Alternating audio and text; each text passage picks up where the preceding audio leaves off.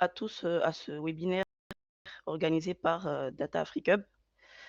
Moi, c'est Layani Fundi et je vais essayer, lors de ce webinaire, de vous présenter l'importance de la data dans les entreprises, mais aussi expliquer comment un data analyst peut apporter une valeur ajoutée significative dans une entreprise. Alors, pour ce webinaire, je vous propose de commencer par une présentation me concernant. Ensuite, de parler de pourquoi la data est une ressource inestimable. Je vous propose aussi un cadre d'utilisation qui est dans le cadre d'optimisation des campagnes marketing. Du coup, là où je vais pouvoir un peu plus détailler ce qu'un data analyst va faire et les bénéfices qu'il peut générer. Ensuite, je vous propose aussi d'autres exemples d'utilisation en fonction des secteurs et on pourra finir du coup par une conclusion et la séance de questions. Alors qui suis-je? Je m'appelle Layani Fundi. Ça fait 5 ans que je suis data analyst et data scientist. Alors je vous expliquerai un peu plus tard pourquoi cette double casquette. Je vous ai mis par ailleurs mon LinkedIn pour ceux qui veulent plus d'informations ou qui aimeraient simplement rentrer en contact ou élargir le réseau. Ce qu'il y a à savoir, c'est que je suis issu d'un master mathématiques appliquées et statistiques. J'ai directement travaillé à l'obtention de celui-ci à la Chambre de commerce et d'industrie de Nice, donc la CCI. J'étais dans un pôle d'études où j'avais un rôle central autour de la data, parce que j'étais du coup chargée de récupérer diverses données de différentes sources et thèmes, les nettoyer, les mutualiser et les rendre disponibles pour les chargés d'études, mais aussi pour d'autres services. Ensuite, j'avais aussi d'autres tâches d'analyse et de valorisation des données via des dashboards ou des solutions qui étaient à destination des entreprises. Du coup, là-bas, j'étais vraiment sur toute la chaîne de valeur de la donnée. Après cette expérience, je suis allée chez CGI. CGI, c'est une société de services et conseils en technologie de l'information. Mon client, c'est ProBTP. ProBTP, c'est un groupe en fait de protection sociale pour les personnes qui sont dans le BTP. Donc en fait, ça peut aller des entreprises jusqu'aux artisans, salariés et apprentis, même retraités du BTP. Je suis dans une équipe en fait de gestion des performances. J'effectue majoritairement en fait des analyses et modélisations de données de performance de divers outils et diverses machines et je crée, automatise et déploie du coup des pipelines de données ainsi que des modèles statistiques. Alors je vous parlais d'une double casquette, data science, data analyst, parce qu'en fait de base j'occupe des postes de data analyst qui évoluent ensuite car je suis proactif du côté data science. Je trouve justement en fait que c'est dommage de ne pas exploiter tout le potentiel qu'offrent les données. Et donc, je propose quand c'est possible des solutions data science aux problématiques que je pouvais rencontrer si cela était le mieux du coup pour les problématiques. Et ce qui me fait passer, quand je parle de potentiel, du coup, ça me fait passer à la diapo suivante, qui est l'importance des données. Alors, data, ça veut dire données. Et lorsqu'en fait on collecte de la donnée, c'est collecter de l'information. Et plus on a de l'information, plus on se donne le pouvoir en fait de prendre des décisions éclairées et donc de mieux agir. Parce que du coup on sait ce qui fonctionne et ce qui ne fonctionne pas. Là j'ai mis l'exemple du fait de connaître ses forces et faiblesses de vente. Ben, en fait ça permet de mieux ajuster sa prospection. Prospection, c'est en gros le fait d'aller chercher des clients. D'ailleurs, un data analyst, c'est une personne qui va examiner les chiffres, les informations pour aider en fait une entreprise à comprendre ce qui se passe et à prendre de meilleures décisions. Donc, il collecte, organise et analyse des données et crée des rapports pour justement présenter ses découvertes. Ensuite, connaître, c'est aussi mieux prédire. C'est-à-dire, mieux tu connais un phénomène et plus tu pourras le prédire. Par exemple, si tu connais le comportement en fait des ventes d'un produit, tu peux prédire sa demande et ainsi prendre de l'avance sur les commandes. Et c'est justement ce pouvoir de mieux agir, de mieux prédire en se basant sur des données et des modèles méthodes statistiques qui, eux, ces modèles et méthodes statistiques, eux, minimisent les risques de se tromper, ce qui permet donc de gagner du temps, de réduire les risques de se tromper, de réduire des coûts et du coup d'améliorer l'efficacité opérationnelle et les performances ainsi que d'augmenter les bénéfices. Et justement, les métiers de data analyst et data scientist permettent d'avoir ce pouvoir-là. Là, je vous ai donné quelques exemples, mais je vous propose du coup de passer au cas d'utilisation de la data dont je vous ai énoncé. Alors, le cas d'usage que je vous propose, c'est l'utilisation de la data pour optimiser les campagnes marketing d'un magasin. Je prends le magasin comme exemple, un magasin e-commerce de prêt-à-porter comme H&M, Zara, etc. Il faut se dire que du coup, ce magasin réalise déjà des campagnes marketing, mais ils n'ont aucune idée de si ça marche réellement ou non. Ils ne savent pas non plus qu'est-ce qui fonctionne ou ne fonctionne pas. Ils veulent savoir aussi comment mieux cibler les clients et les fidéliser. Et surtout, ils veulent savoir en fait comment avoir un retour sur investissement. Donc, qui soit fiable et élevé par rapport au budget qu'ils allouent à leur campagne marketing. Car à partir du moment où on dégage en fait un budget pour quelque chose, on veut que ça nous rapporte plus. Donc pour ce faire, ils décident donc de confier la mission à un data analyst. Alors il est important en fait d'expliquer qu'un data analyst ne va pas remplacer un spécialiste dans le marketing. Il a au contraire besoin de lui pour qu'il lui explique les bases et les connaissances du domaine marketing appliqué à l'entreprise et pour mieux aussi comprendre les données qu'il va traiter et leurs synergies. Donc la première chose qu'un data analyst va faire pour optimiser les campagnes marketing, c'est de comprendre le besoin et de le définir. Donc, il faut qu'ils clarifient les campagnes, ce qu'elles doivent accomplir. Donc, est-ce que c'est des campagnes pour augmenter les ventes, accroître la notoriété ou encore des campagnes pour chercher de nouveaux clients? Donc, ils doivent comprendre le besoin exprimé par souvent la direction, mais aussi par les personnes concernées, donc l'équipe marketing. Il doit ensuite fixer du coup les objectifs de chaque campagne et donc les objectifs de pourquoi ils ont besoin de lui. Et il devra donc collaborer en fait avec ces personnes afin de s'assurer d'être sur la bonne voie au niveau de la prise en charge du besoin. Donc c'est une étape aussi importante pour le data analyst pour savoir du coup quelles données il aura besoin et de pouvoir lister en fait les données nécessaires. Après la première étape de compréhension, il doit passer à l'étape de la collecte de données. Alors ici, je vous ai mis quelques exemples de données qui pourraient collecter justement pour répondre de manière générale à l'optimisation des campagnes marketing. Il peut collecter des données démographiques des clients, c'est-à-dire l'âge, la localisation, etc. Il y a aussi les interactions des clients avec les campagnes marketing précédentes, donc les emails qu'ils auraient reçus, les publicités, est-ce qu'ils ont cliqué ou pas, est-ce qu'ils ont consulté et combien ils ont navigué sur le site web à la suite du coup des clics, est-ce qu'ils ont un programme de fidélité, etc. Il y a aussi les données comportementales des clients, donc leur historique et leur fréquence d'achat. Qu'est-ce qu'ils préfèrent acheter, combien ils paient en moyenne leurs commandes, les produits qu'ils ajoutent dans leur panier mais qu'ils n'achètent pas forcément, les pages qu'ils visitent, etc. Ensuite, il y a aussi les données de satisfaction des clients donc, et les données de fidélité. Donc, est-ce qu'ils ont des points de fidélité? Est-ce qu'ils les utilisent? À quel moment ils les utilisent? Et aussi, est-ce qu'ils donnent leur avis sur, enfin, déjà les avis qu'ils donnent sur les produits, mais aussi les avis qu'ils donnent sur l'entreprise. Enfin, on peut aussi avoir des données des campagnes marketing en eux-mêmes, donc combien de fois ils ont été vus, le nombre de clics, combien on a en termes de taux de conversion, les performances qu'on a par rapport au canal utilisé. Donc, est-ce que lorsqu'on fait des pubs, enfin, de savoir en fait les performances qu'on a par exemple sur Facebook, Instagram ou en envoyant par exemple des mails. Et on a aussi les indicateurs d'engagement par mail qui correspondent en fait par exemple au taux de clic, taux d'ouverture, etc. Après l'étape en fait de collecte de données, l'analyse de données va passer à l'analyse et modélisation des données. Ici, je vous ai mis aussi quelques exemples de ce qu'il peut faire.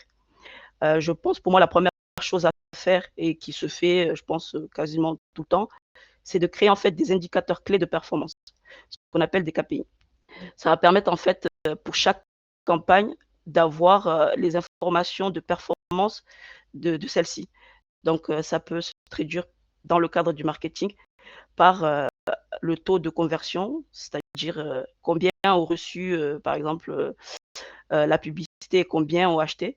Il y a le coût par acquisition, donc combien nous coûte le fait d'acquérir un nouveau client. Il y a aussi le retour sur investissement. Combien on gagne en fonction de ce qu'on dépense. Ensuite, il peut faire, du coup, de l'analyse d'efficacité, des campagnes marketing, c'est-à-dire, analyser, par exemple, la corrélation entre ces KPI-là et les autres données. Donc, ça permet, en fait, de pouvoir dégager des caractéristiques qui expliquent les différents indicateurs de performance. Par exemple, expliquer que, cette campagne a bien plus marché pour les par exemple, pour les personnes, les jeunes que pour les personnes âgées.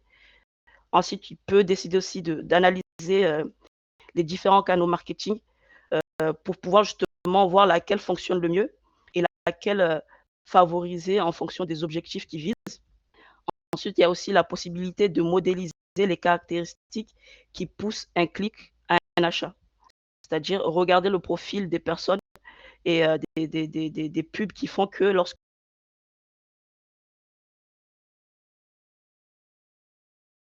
un autre exemple de ce qu'un data analyst peut faire, c'est, de, faire une segmentation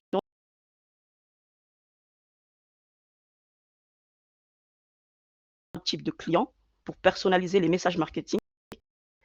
On peut penser toujours dans le cadre d'exemple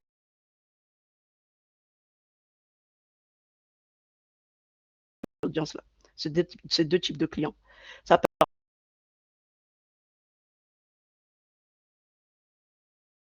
c'est-à-dire tout simplement on ne va pas se fatiguer avec des clients, qui n'ont pas forcément la capacité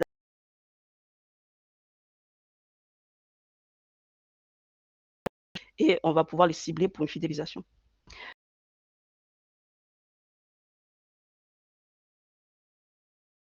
L'analyste peut faire, c'est, de faire de la prévision des tendances. C'est-à-dire, utiliser des modèles prédictifs pour anticiper les futurs comportements d'achat et ainsi mieux, prévoir en fait, les campagnes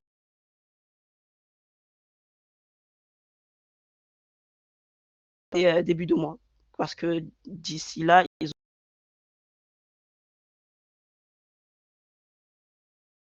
ils vont, se mettre à acheter. Heu,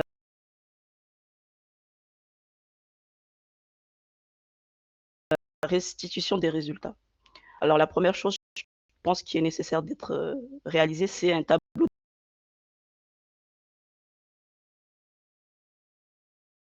de performance en temps réel. Ça permet tout simplement de suivre, les campagnes et leurs performances. Il y a aussi le fait de créer, un rapport détaillé, automatisé. Le rapport de suivi, en fait, va permettre de détailler, et compléter les tableaux de bord, car on ne peut pas tout mettre non plus dans les tableaux de bord. Ensuite, il y a aussi, pour moi, la présentation orale aux personnes concernées. Moi, c'est une étape très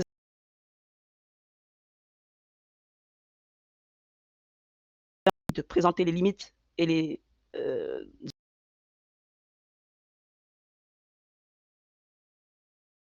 méthodes qu'il a pris et de laisser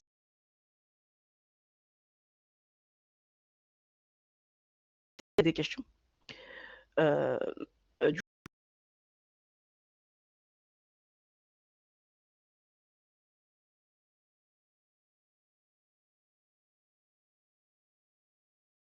fait, c'est, le fait de pouvoir améliorer la précision des ciblages. En effet, en utilisant, des techniques de segmentation positivement à une campagne marketing et donc de mieux le cibler. Ce qui va permettre de réduire, les dépenses inutiles et d'augmenter le taux de conversion et donc de générer plus de ventes avec le même budget, marketing. Une deuxième chose que, on peut prétendre, c'est de personnaliser, les offres, c'est-à-dire d'avoir, une personnalisation des offres qu'on envoie, aux clients. Les analyses de données peuvent du coup permettre en fait de créer des offres sur mesure pour chaque segment de clients, ce qui va permettre en fait d'augmenter la pertinence et l'attractivité des messages marketing, comme on a parlé, hein, enfin, comme je vous ai parlé depuis tout à l'heure. Un message ou un mail qu'on va envoyer à des jeunes ne sera sûrement pas le même que celui qu'on va envoyer à des personnes un peu plus âgées au niveau du forme, du texte, et de son contenu. Et du coup, la personnalisation, va permettre en fait d'augmenter la probabilité d'achat, d'améliorer la satisfaction client et de favoriser la fidélité. Ce qui va donc se traduire par, l'augmentation, des revenus. Une troisième chose, c'est le fait de pouvoir, suivre les performances et de les mesurer, sur le long terme. Donc, un data analyst peut mettre en place des tableaux de bord, pour, surveiller les indicateurs clés de performance des campagnes et en fait, cette capacité de suivre les campagnes en fonction des performances réelles va permettre d'optimiser les résultats, par la suite. Quatrième chose, c'est, le fait de pouvoir optimiser le budget marketing. En effet, un data analyst, qui peut du coup identifier les canaux marketing les plus rentables, donc va permettre d'allouer les ressources de manière plus efficace. Si l'entreprise investit justement dans les canaux les plus rentables et les plus réceptifs, ils peuvent du coup réduire le coût, d'acquisition des clients et même les coûts opérationnels et améliorer la rentabilité de ces campagnes. Enfin, un gain, qui est très important,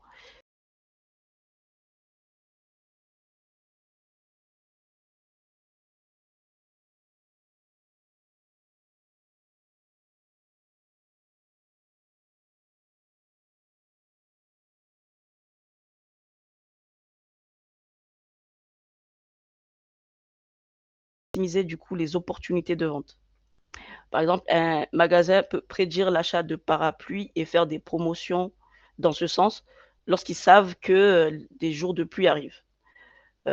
Ici, on est, clairement en fait, dans une forme d'innovation dans la mise en place, de campagnes marketing, mais aussi une innovation sur, la façon d'optimiser et d'augmenter la performance des campagnes marketing. Je vous propose pour finir, de vous présenter, d'autres exemples d'application de l'analyse de données, sur, différents secteurs. Alors là, j'en ai mis 4, mais il y en a, encore, d'autres, enfin, il y a tellement de cas de possibilités que, voilà, j'en ai proposé que 4 pour l'instant. La première, c'est, du côté de l'assurance. L'analyse de données, ce qu'il peut faire, c'est de détecter, en fait, les transactions frauduleuses pour, du coup, minimiser les pertes financières qui sont liées, à la fraude. Du côté de l'hôtellerie, on peut analyser, en fait, les avis clients sur différents réseaux et plateformes. Par exemple, type TripAdvisor, on peut aussi regarder les avis sur, Facebook, sur, Instagram. Ça permet donc de pouvoir améliorer, en fait, les services, d'accroître du coup aussi, la satisfaction client et de renforcer du coup la e-réputation, donc la réputation en ligne. Côté banque et assurance, ce qui se fait beaucoup, c'est, d'analyser les risques de crédit et de défaut de paiement. Ce sont d'ailleurs généralement des modèles statistiques qui font ça. Ça évite donc d'accorder un prêt à quelqu'un qui ne pourra pas forcément le rembourser. On minimise donc les pertes et optimise les rendements des prêts, que les banques accordent. Côté recrutement, donc ressources humaines, on trouve beaucoup, ces derniers temps, l'analyse de correspondance entre les compétences d'un CV, donc d'un candidat et les exigences d'un poste. Ça permet en fait de réduire considérablement les CV à regarder, surtout pour certains postes où on a, des fois, des centaines et des centaines de CV. Encore une fois ici, voilà, je vous ai mis 4 exemples et j'en ai détaillé un, mais il y en a, encore, beaucoup, d'autres, comme, cas d'application. Bah, du coup, maintenant, je vous propose, de passer à la conclusion de ce webinaire. Voilà, vous l'aurez compris, la data, c'est une mine d'or parce que ça permet de mieux agir et de mieux prédire, en prenant, des décisions basées sur des données. L'analyse de données s'applique aussi à divers domaines, d'activité, mais aussi à divers départements et services au sein même d'une entreprise. Faut savoir aussi, enfin, que l'analyse et la modélisation de données permet à une entreprise, en fait, d'augmenter, sa performance et sa productivité. Ça favorise l'innovation et peut même faire évoluer les process. Et enfin, du coup, j'encourage, tout le monde à investir dans la data.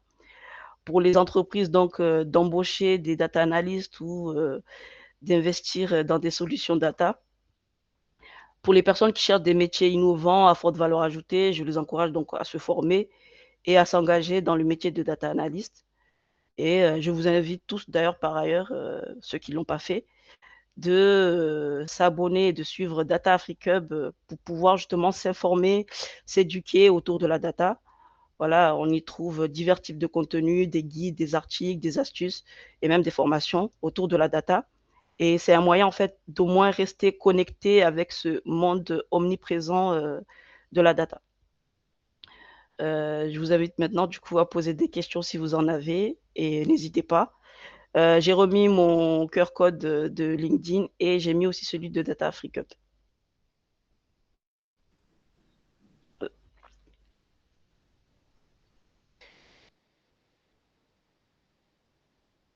Vous avez des questions, Nia?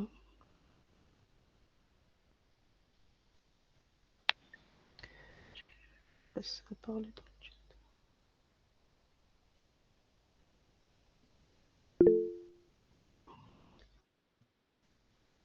Je sais pas comment ça fonctionne. Oui, Alors, merci Madame Layani pour votre présentation. Donc, nous sommes à la phase de questions. Ce que vous allez faire, quand quelqu'un lève la main, vous pouvez lui donner la parole. Et OK. aussi, pour ceux qui ne peuvent pas communiquer avec leur micro, vous pouvez écrire directement dans le chat votre question. Donc, il y a Monsieur Simboro qui a levé la main. Vous avez la parole, monsieur. Oui, Alors, je vous remercie. Bonjour, Madame Dayani. oui, bonjour. Bonjour, Monsieur Abel, cher modérateur. Bonjour à tous et à toutes. Donc, j'aimerais commencer par remercier, bien sûr, Data Africa de nous avoir permis d'assister, bien sûr, à ce webinaire-là. Voilà. Et je tiens également à vous féliciter, Madame Dayani, pour votre présentation. Voilà, Merci. voilà. Je vois que vous avez évoqué un certain nombre de points qui sont assez pertinents, voilà, qui a rendu un peu assez précis, en fait, votre présentation. Donc, ma première question, c'est, pour le moment, ça sera de connaître, en fait, les différentes difficultés que peuvent rencontrer, en fait, les data scientists ou les data analysts dans l'exercice de leurs fonctions. Difficultés. Souvent les difficultés, en tout cas moi concernant mon expérience, c'est, premièrement après ça me concerne aussi moi, c'est d'expliquer en fait cette valeur ajoutée que les gens n'ont pas forcément et aussi des fois de vulgariser en fait ce qu'on fait et surtout d'expliquer à des personnes qui n'ont pas forcément, l'habitude, en fait qu'il y a de meilleures façons de faire. Voilà, ça sera plus de pour moi cette, difficulté-là en fait.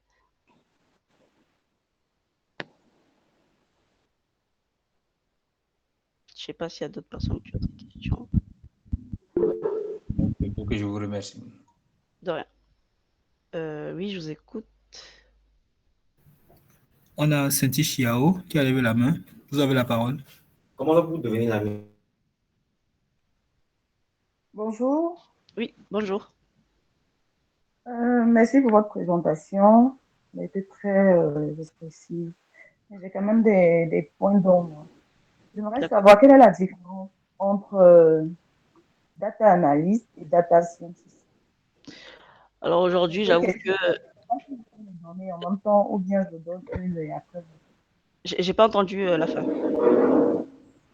C'est que ça va être deux questions. Oui. Voilà. Ma Ah, deuxième question, c'est de il y a savoir quels sont les... Moussinou Mama qui a le micro activé et ça crée du bruit en même temps, donc j'arrive pas à entendre, vous 2 en même temps, en fait. Ah, merci beaucoup. D'accord. C'est Tu veux bon, je juste, peux... oui, ré pardon, je vous tutoie, hein. Répéter juste, la fin de ta question. D'accord. Ma première question, c'était de savoir quelle est la différence D'accord, oui. entre data analyst et data scientist. Oui. Et ma seconde question, c'est de savoir quels sont les outils du data analyst, les outils dans le cadre de l'exécution de ces fonctions. Ok. Alors, pour moi, déjà, il faut savoir que data analyst, data scientist, en fonction des endroits, la barrière est très, très fine. Parce que des personnes disent qu'un data scientist doit pouvoir faire ce qu'un data analyst fait. Mais pour moi, la différence, c'est qu'un data analyst, en fait, lui, la vraie grande différence, c'est que le data scientist, plutôt, en plus de pouvoir faire ce qu'un data analyst fait, lui, il passe vraiment côté modélisation, statistique et prévision. Et aussi, lui est plus spécialisé, du coup, dans les modèles et va faire plus ce qu'on dit, comme on connaît, machine learning, deep learning, etc. Donc, vraiment, côté, comme c'est un peu vulgarisé aujourd'hui, côté IA, en gros. Alors que le data analyst ne va pas forcément faire ces choses-là. N'empêche qu'il peut faire des prévisions, mais peut-être pas avec les mêmes méthodes qu'un data scientist. Et la deuxième question, pour moi, le stack technique, ça dépend en fait, parce que data analyst, de manière générale, il doit avoir des outils d'analyse de données comme Python, SAS, R. Il doit aussi avoir des outils de reporting. Ce qui s'utilise le plus souvent, c'est Power BI, par exemple. Côté data science, je ne sais pas encore vraiment s'il y a d'autres logiciels qui s'utilisent, mais principalement, c'est Python. Après, il va aussi avoir Spark pour le fait d'utiliser des gros volumes de données. Et de manière générale, je pense que c'est tout ce qui est demandé. En tout cas, pour moi, c'est la base. D'accord. Donc, si je veux résumer votre réponse, le data analyst et data scientist, c'est une fine barrière qui les sépare. Mais Oui, voilà. le data scientist utilise beaucoup plus euh, la modélisation, l'utilisation de l'IA. Oui. Par contre, Enfin, l'utilisation, c'est carrément la création en fait des modèles qui se trouvent derrière l'IA. la création des modèles qui se trouvent derrière l'IA. En fait, ouais, pardon pour la confusion. Il y a le fait d'utiliser IA, par exemple, utiliser ChatGPT, c'est on est un utilisateur. Mais il y a les personnes qui vont développer en fait ChatGPT. Et les personnes qui vont développer ChatGPT, c'est les data scientists. C'est un peu simpliste, mais pour mieux comprendre. C'est un peu ambigu encore pour moi. J'ai l'impression que le data analyst, j'ai l'impression que le data analyst, lui, fait seulement de l'interprétation des données qu'il recueille et il ne travaille pas sur de gros volumes de données. Il Et peut, par contre, il peut aussi travailler sur de gros volumes de données, le oui, data analyst. oui, oui, Il fait oui, seulement de la modélisation des données, il fait ressortir les données et il fait de la modélisation et de l'interprétation. Pour lui, c'est ça. ça se limite à ça. Alors que le data scientist, il va plus loin que ça avec l'utilisation de l'IA, de la statistique, toutes ces choses. C'est ça. Oui, voilà, il est vraiment côté prévision en fait, À prédiction. lui, le Donc, plus de la ouais, prévision de la prédiction. c'est ça. D'accord. Maintenant, pour les outils, vous avez dit, il y a Python, SAS, c'est ça? SAS, oui, ça s'utilise de moins en moins, mais c'est toujours sur le marché. Et il y a aussi R Studio. R, R comme on entend R R, Studio. oui, voilà, vraiment la lettre R. La lettre R et Studio ensuite. Oui, Merci beaucoup. de rien. C'est avec plaisir. Alors, merci. Bon, Monsieur Simboro, vous allez attendre un instant. On va prendre d'abord les questions qui sont dans le chat. Donc, on a Monsieur Camara qui nous a posé une Dans le question. chat. Oui, il disait tantôt, j'aimerais savoir quelles sont les formations requises pour être data analyst. C'est sa première question. Et la seconde question est, quelles sont les entreprises qui ont besoin de data analyst, petites, moyennes ou grandes? Voilà. Attends, j'essaie de voir les questions en même temps parce que OK. pour comprendre quels sont les aspects. Attends, hop. Vous avez, c'est monsieur. Mais Camara, il est Ok, étudiant, voilà. ok, je veux savoir quelles sont les. Alors, les formations requises, ça dépend en fait de là où on est parce que, par exemple, je donne ce que je connais ici en France, ben, on peut tout simplement suivre un master Moi, j'ai suivi un master maths appliquées et statistiques. Il y a des masters data science. Il y a différents masters en fait qui permettent d'arriver au métier de data analyst ou data scientist. Il y a aussi ce qu'on appelle des bootcamps, donc c'est des formations continues et qui sont du coup certifiées. C'est principalement les personnes qui sont en reconversion qui empruntent cette voie-là, parce que si ça fait des années qu'on travaille, aller refaire 5 ans d'études, c'est quand même beaucoup. Donc, principalement, c'est ça en fait qu'il y a ici en France, et je pense en Afrique aussi, il y a ces possibilités-là. Quelles sont les entreprises qui ont besoin d'un data analyst, petite, moyenne ou grande? Pour moi, tout le monde a besoin d'un data analyst parce qu'aujourd'hui, il y a tellement de données qui est générées de manière générale.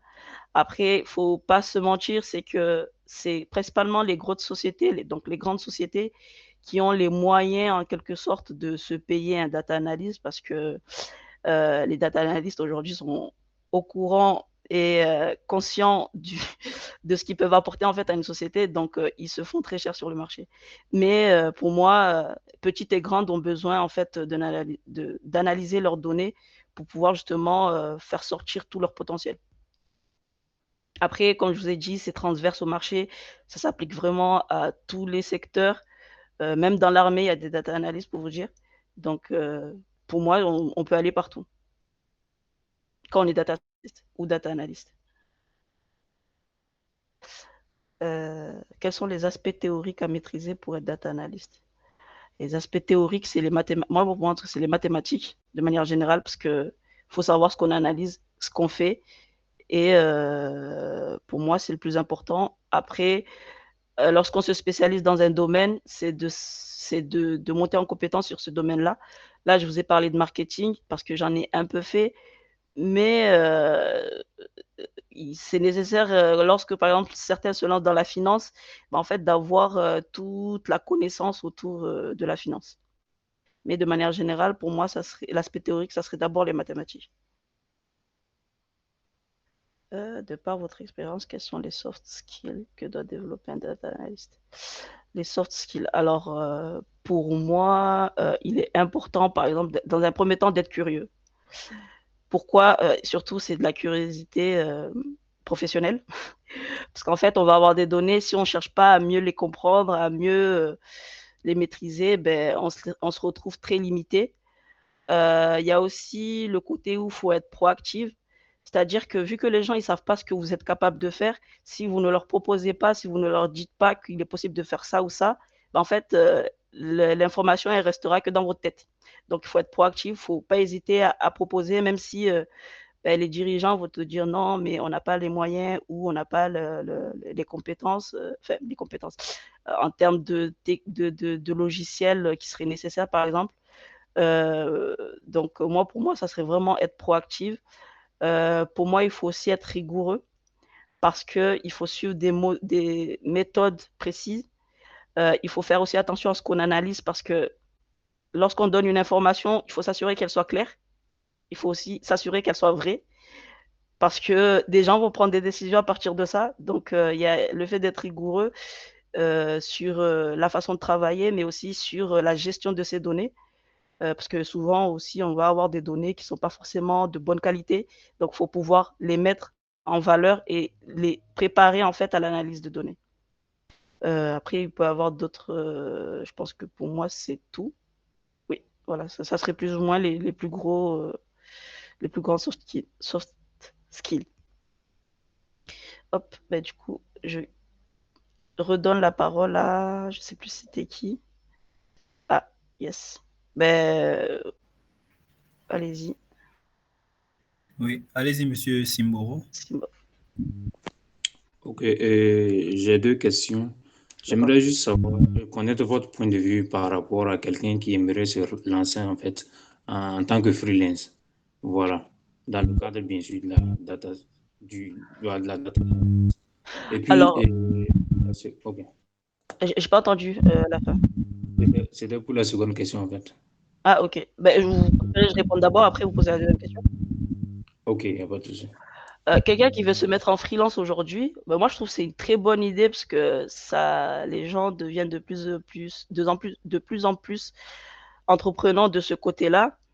Après, je pense que de manière générale, en Afrique, on a beaucoup à faire développer. Donc, c'est aussi une bonne chose d'avoir des personnes qui se lèvent, si vous voulez, pour sensibiliser justement autour de la data, même si je pense qu'on peut avoir beaucoup de difficultés à le faire.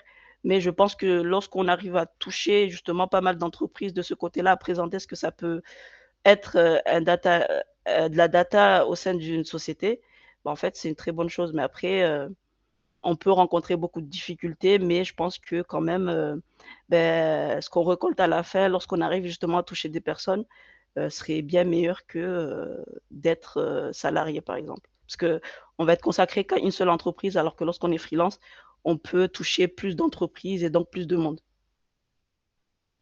Mais il y aura sûrement des difficultés. Mais j'encourage. Ok. Donc, exactement, en quelque sorte, comment dirais-je, la difficulté se trouverait peut-être au niveau de comment convaincre en fait ces entreprises en Voilà. proposant voilà, Mm. comment dirais-je, la valeur que vous pouvez donc apporter. Oui, c'est Voilà, ça. la valeur que vous pouvez donc leur apporter. Donc, c'est ce qui m'amène déjà à poser cette question-là. C'est comment faire pour valoriser en fait ses compétences en tant que data scientist en fait à l'issue de sa formation. Et c'est pour ça que je fais ce webinaire. Comment innover et performer l'entreprise avec la data.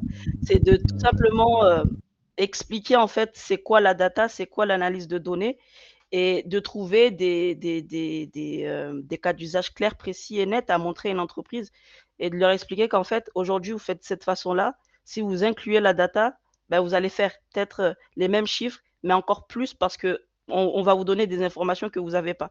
Et on va pouvoir vous dire aussi, en fait, je vous donne cette information et je mesure le risque de cette information-là. Souvent, les data analysts, il y a les modèles qui disent, voilà, 5% de chances de se tromper. C'est-à-dire que je te donne cette information et je te donne en fait le risque que tu prends en la validant. Alors que, comme me dit comment s'appelle, un économiste, sans chiffres, on est juste une personne avec un avis. Donc en fait, le fait de travailler sans données, c'est juste d'avoir un avis. On pense que, alors qu'un data analyst va venir dire, c'est comme ça que ça se passe et je te donne, je mesure le risque de ce que je te dis. Donc, ça peut être une façon de montrer notre valeur ajoutée à une entreprise, mais je pense aussi qu'il faut vraiment venir avec des solutions bien détaillées, avec du coup qui expliquent comment on va faire et quels sont les bénéfices qu'on va avoir et comment. Je ne sais pas si j'ai répondu à ta question. Oui, c'est ça. Ça va, Merci. super. Il y a quelqu'un aussi qui a des questions. J'ai vu dans le chat qu'il y avait des questions. De votre Achille Sogolo, comment se fait les collectes de données pour les prises de décision? Est-ce qu'une collecte train ou via API? En fait, ça dépend de l'entreprise et aussi du data analyst. En général, les data analysts, dans les grosses sociétés, les data analysts sont accompagnés de data engineers et c'est eux, en fait, qui vont vraiment créer ces flux de données-là. En fonction des sociétés, si on n'a pas forcément les moyens de prendre un data engineer et data analyst, ça va se faire soit de manière manuelle, donc ça serait, si je comprends bien, collecte train ou avec des API. Et en plus, ça dépend aussi des données qu'on va collecter. Si c'est des données qui sont déjà des données d'entreprise, par exemple les données RH, je ne pense pas qu'il soit nécessaire de créer des API, mais plutôt des pipelines de données. Et ça dépend aussi des compétences de l'analyse de données. Même si ce n'est pas dans ses compétences, voilà, il faut pouvoir quand même le développer, je pense en tout cas, développer un peu pour pouvoir justement automatiser toutes les collectes de données. Et pour la deuxième question, les informations recueillies sont-elles pour les mêmes individus?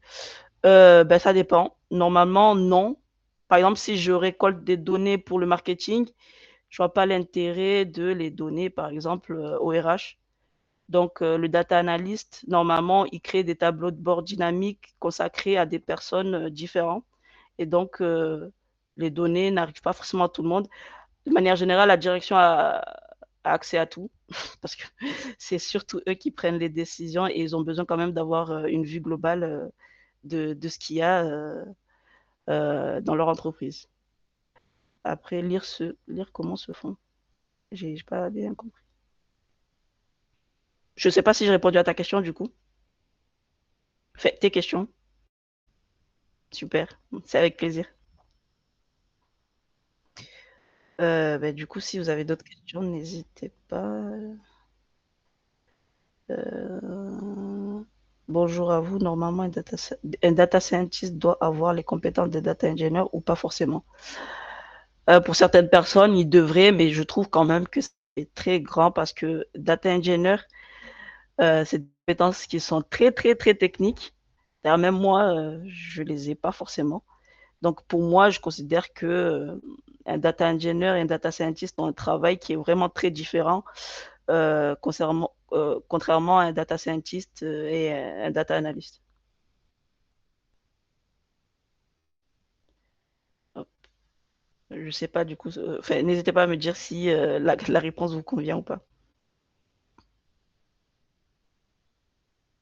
Avec plaisir. Hop. Du coup, je vous donne la parole. Si j'arrive pas à lire.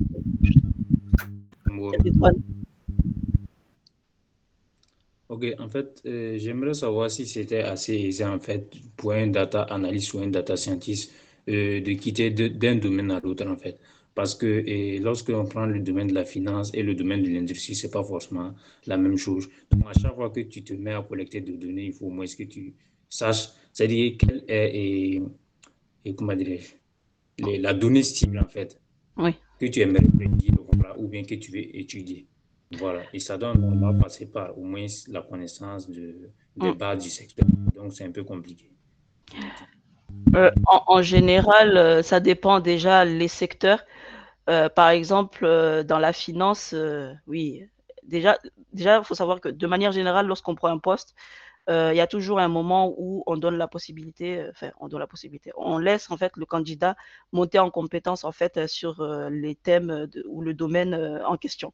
Après, dans certains domaines, c'est plus compliqué de rentrer, notamment je sais que c'est compliqué de rentrer dans la finance parce qu'il faut avoir des notions solides en finance.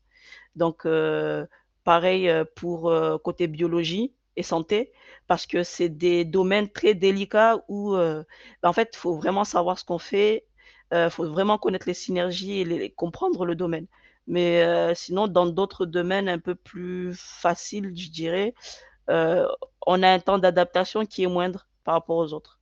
Mais pour moi, ça reste toujours, disons, facile en fonction de la personne et on peut monter très vite en compétences. Et je pense que d'ailleurs, on continue à monter en compétences pendant même qu'on est en poste en fait. On ne peut pas tout savoir dès le début. Ok, merci. Avec plaisir. Alors, merci à tous les participants. Merci aussi à madame. Alors, je pense qu'on va encore prendre deux questions et on va clôturer la séance. Donc, il y a monsieur Ladji Soumaré qui aimerait prendre la parole. Vous avez la parole, monsieur Ladji. Bonjour. Bonjour. Bonjour. Ma question est, est-ce que vous avez des alternatives de collaboration dans le domaine de la data, que ce soit dans le domaine de la formation ou que ce soit du point de vue d'employabilité ou bien du point de vue élaboration, conception du projet? Aujourd'hui, non, j'ai pas forcément de collaboration. Ensuite, je pense que moi, parce qu'aujourd'hui, je suis en quelque sorte particulier, donc j'ai pas forcément de collaboration, mais je pense qu'il faut le faire pour justement déjà juste faciliter l'offre et la demande en termes de data du coup. Hop, super. La dernière question du coup, si quelqu'un a une question.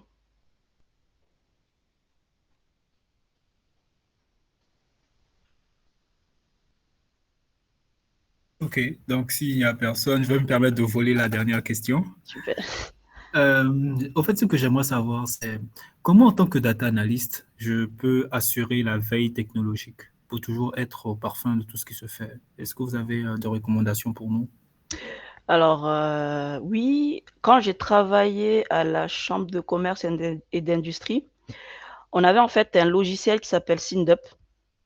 C'est en fait, un logiciel qui, je vais pas dire qui scrape, mais qui regarde tous les articles qui se font, sur internet et en fait, tu vas lui donner des mots-clés et lui, il va récolter tous les articles, en fait, qu'il va trouver. Donc en fait, avec cet outil qu'on appelle veille stratégique justement, c'est de pouvoir regarder, en fait, tout ce qui se fait en termes data.